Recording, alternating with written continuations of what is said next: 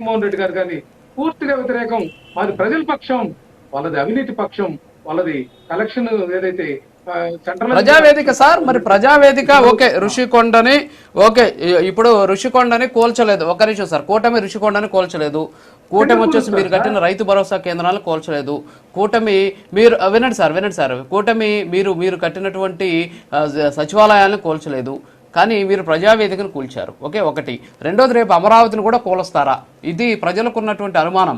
మీరేమంటున్నారు, బావిగాని జాతీయ రహదారి పక్కన అటు ఇటు కట్టుకుంటూ వెళ్ళిపోతాం అనేసి మీరు చెప్తున్నారు. నాకు ఎప్పటి నుంచో డౌట్ ఉంది. జాతీయ రహదారి పక్కన చెట్లు నాటుకుంటారు కానీ రాజధాని కడతారని నాకు తెలియదు. ఇప్పుడు చిన్న ఎగ్జాంపుల్ ఒకటి అడుగుతాను సార్.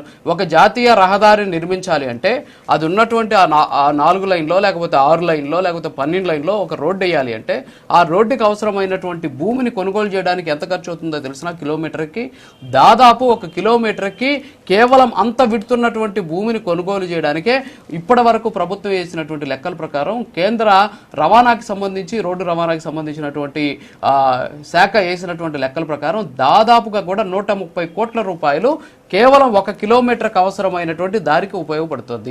మీరు జాతీయ రహదారికి అటు ఇటు కట్టుకుంటా పోతామంటే భూములు లేవు కదా. జాతీయ రహదారికి అటు ఇటు ప్రభుత్వ భూములు లేవు, ప్రైవేటు భూములే ఉన్నాయి. వాటన్నింటినీ మళ్ళీ కొనాలన్నా, ఇక్కడ వేసినటువంటి పనులన్నీ అక్కడ ఆగిపోవాలన్నా ఇదొక నష్టమా?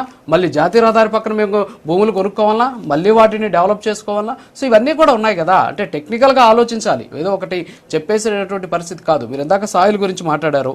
సాయిల్కి సంబంధించి చాలా మంది చెప్పారు కదా, అసలు నిపుణులు చెప్పారు ఏమీ లేదు అక్కడ, అలాంటి పరిస్థితి లేదు అని చెప్పేసి. మీరు ఇంకా అదే మాట మాట్లాడుతున్నారు. తర్వాత ఇంకా తెలంగాణ గురించి మాట్లాడారు. ఇవన్నీ కూడా పక్కన పెట్టేస్తే నాకు ఒక్క క్లారిటీ ఇవ్వండి. అమరావతికి సంబంధించినటువంటి పనులని మీరు కొనసాగిస్తారా ఒకవేళ అధికారంలోకి వస్తే, లేకపోతే ఆపేసి ప్రజావేదికను కూల్చేసినట్టు అమరావతి నిర్మాణాలను కూల్చేస్తారా? ఒక్క క్లారిటీ ఇచ్చేసాను చాలు. ఇంకేమవుతుంది సార్? రాజు గారు, మీరు హాస్యాస్పదమైనటువంటి సందేహాన్ని వ్యక్తపరిచారు.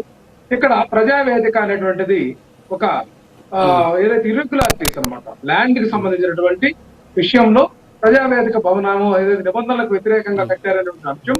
అట్లాగే అప్పుడు ముఖ్యమంత్రిగా ఉన్నటువంటి చంద్రబాబు నాయుడు గారు కూడా లింగమనేనికి సంబంధించినటువంటి గెస్ట్ హౌస్ లో అక్రమ నిర్మాణాల్లో నివాసం ఉండి ఈ రాష్ట్రంలో అక్రమాలకు బీజం వేస్తున్నటువంటి విధానాన్ని వ్యతిరేకిస్తూ ఆ రోజు ప్రజావేదికను కూల్చాం. కానీ ఋషికొండని ఏ విధంగా కూలుస్తారండి? లేకపోతే రైతు భరోసా కేంద్రాలను కూలుస్తారు? కూల్చమనండి.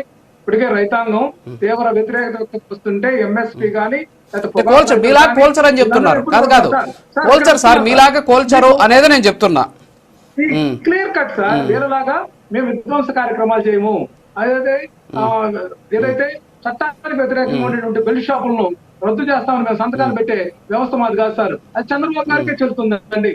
మేము మా నాయకుడు జగన్మోహన్ రెడ్డి గారు ప్రజాస్వామ్యబద్ధంగా, రాజ్యాంగబద్ధంగా, చట్టబద్ధంగా పరిపాలన చేస్తారే తప్ప చట్ట వ్యతిరేక కార్యక్రమాలకి ఏ మాత్రం ఆమోదం కాదనేటువంటి సంకేతమే ప్రజావేదిక ఆ రోజు తీసివేయడం జరిగిందండి. ఇక్కడ ఇంకొక విషయం ఏంటంటే, రోడ్డుకి ఇరువైపులా మీరు కడతారు. అమరావతిలో గుండా పోయినటువంటి రోడ్డు ఎవరండి? మా నాయకుడు జగన్మోహన్ రెడ్డి గారి హయాంలోనే కదా వచ్చింది. మేము అమరావతి వ్యతిరేకం అయితే బైపాస్ ఏదైతే నూతనమైనటువంటి రోడ్డు మంగళగిరి టు కనబరం వెళ్ళేటువంటి రోడ్డుని ఎందుకు ముందుకు తీసుకుపోయినటువంటిది కూడా ప్రజలు చూస్తున్నారు. ఇక్కడ విష ప్రచారం అనేది ప్రజలు చూస్తున్నారు సార్. ఒక్క నిమిషం. ఓకే రామారావు గారు, ఒక చిన్న రామారావు గారు, మీ మీద కాదండి, మీరు క్లారిటీ అంతే. మీరు మావిగా అంటున్నారు, అమరావతి మీద మీ స్టాండ్ ఏంటి అంతే. ఇది ఒకటే క్లారిటీ కావాలి. ఒక్క నిమిషం.